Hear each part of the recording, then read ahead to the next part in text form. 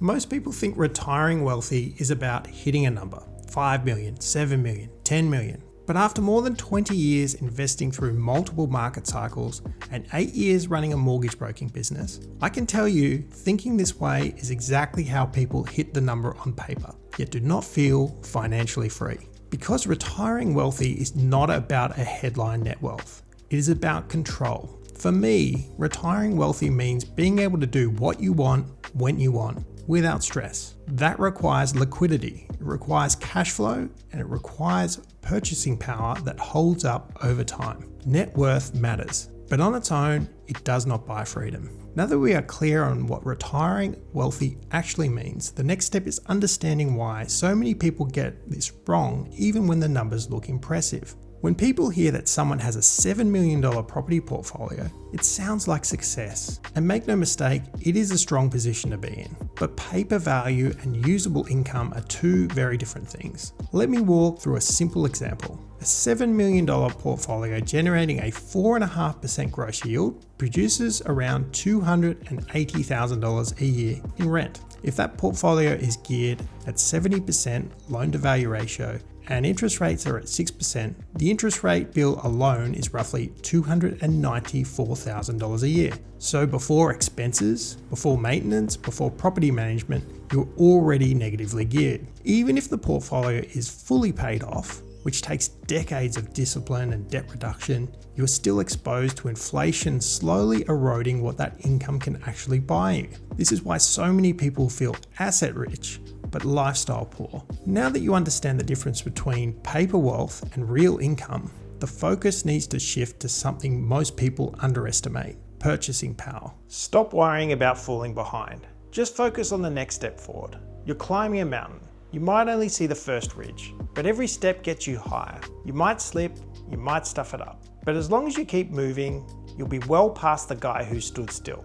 Overthinking feels safe, but inaction sets you back further than failure ever will. Inflation affects everyone, but it hurts retirees differently. When you are working, inflation can often be offset by wage growth. You can earn more, upskill, or work longer hours. But retirees live on fixed income sources. That might be super drawdowns, it might be rental income, it might be the age pension. And inflation quietly eats away at all of them. Official inflation numbers do not always reflect lived reality either. Most people do not feel inflation through abstract CPI data. They feel it through groceries, utilities, insurance, healthcare, and housing. The mistake people make is focusing on the number instead of the impact. If your income does not rise faster than your expenses, then you are going backwards. This is where a lot of assumptions around super start to break down. Super is often treated as a set and forget solution. The idea is simple: contribute regularly, let compounding do the work, and retire comfortably. But the reality is more complex. Many people contribute too little early because retirement feels so far away. Then later in life, they realize the gap. Time is no longer on their side. The ASFA estimates for a comfortable retirement, this will require balances far above what most Australians actually have. And super does not naturally catch up later unless you dramatically increase contributions, which is harder when expenses are higher. There's also the assumption that super plus the age pension will be enough, but both are means tested. Both are exposed to purchasing power erosion, and neither guarantees lifestyle flexibility. Even people who do everything by the book can still outlive their money. Life expectancy is longer. Inflation compounds, and drawdown rates are often underestimated. This is where relying on one vehicle becomes a risk in itself. Now that you have clarity on the limitations, the conversation moves to control. A $7 million property portfolio does not mean $7 million of freedom. So typically you will find if you have $7 million of property, you're probably in a position where you're asset rich, but it may not be giving you the lifestyle that you want from a retirement perspective. So this would mean pivoting with the asset allocation you've got, which typically would be weighted towards assets that grow in value over time, to selling down some of those assets and then reinvesting that into other asset classes that will give you the income that you want for retirement. So that as an example here, might be selling down some residential property, investing in commercial with higher yields, or investing into the stock market and ETFs that give you more solid net yields over time. Many people get this confused and they end up not being able to live the lifestyle that they deserve in retirement. If inflation outpaces your income, the gap needs to be filled with something else. Property is not a magic solution, but it is a powerful tool when used correctly. It can act as a growth engine early, an income stabilizer later,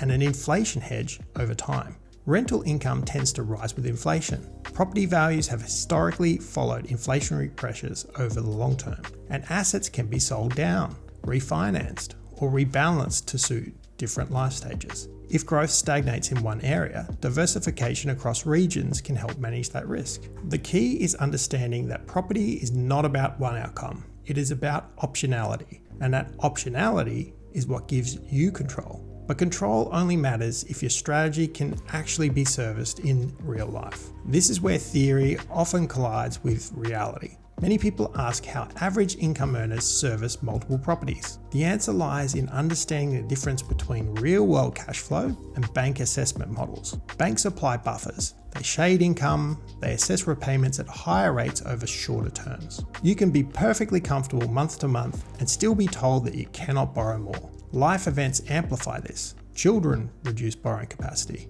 Career changes reset income history. Starting a business, this creates temporary uncertainty. The difference between stalling and continuing often comes down to understanding lender policy and structuring decisions correctly at the time. That difference can be worth hundreds of thousands of dollars over a lifetime. Now that you understand how to maintain control through life changes, the next step is evaluating investment types to help you make an informed decision on the best vehicles for a comfortable retirement. If you are watching this and realizing your current structure may not support the future you want, the most important step is understanding what is actually possible in your situation. If you want my team and I at Freedom Funding on your team, then feel free to book in a free strategy call below and we can chat. With that being said, let's get into commercial versus residential property investments. Commercial property often gets positioned as either superior or dangerous. Neither is accurate. Commercial carries higher concentration risk, one tenant, longer vacancies, bigger swings if things go wrong. Residential typically offers lower yields but more stability, more lending options, and easier scalability in the early stages. Commercial tends to make sense later, when portfolios are being consolidated or when business owners are deploying retained profit. It is not better, it is different. The right choice depends on stage, risk tolerance, and cash flow resilience. The hardest part of long-term investing is not the maths, it is the psychology. Fear of crashes, waiting for the perfect time, headline-driven decision-making. Most people miss opportunities not because they chose badly, but because they never chose at all. Time in the market consistently matters more than timing the market. The biggest long-term damage often comes from deviating from a plan, selling without reinvesting, sitting in cash too long, letting fear dictate decisions. That is how retirement outcomes quietly deteriorate. Every cycle, people argue that growth cannot continue.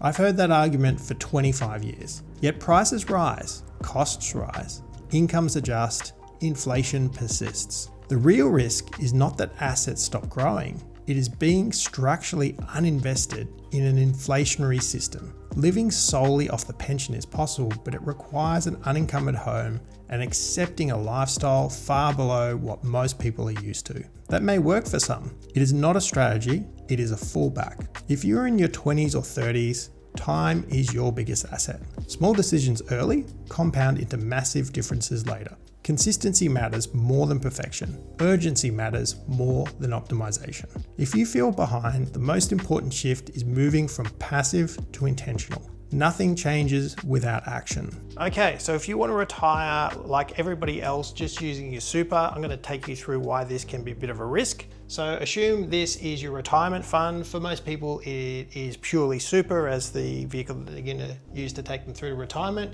You've got your target level that you want to get to from a retirement perspective.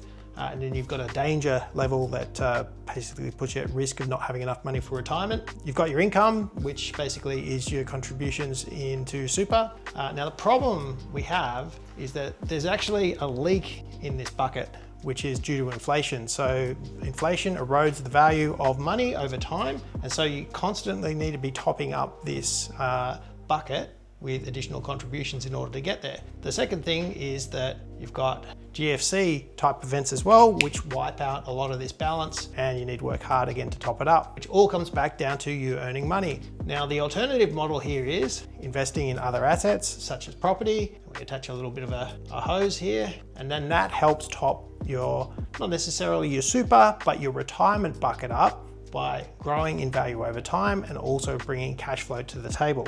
So even when you stop working, the growth and the income that comes from assets outside of your super can help to firm up that bucket and keep it growing up to the limit that you need over time. Superannuation is a useful accumulation tool. The pension is a safety net. Neither is designed to maximize flexibility. External assets create options. Options create control. Control defines retirement quality. The better question is not what should I invest in, it is where am I heading and do my current decisions support that outcome? If the answer is no, the responsibility is not to panic, it is to take control. Of course, this is general advice and might not apply directly to your personal situation, but if any of the ideas resonated and you're ready to apply them in your own journey, feel free to book a call with myself and the team at Freedom Funding.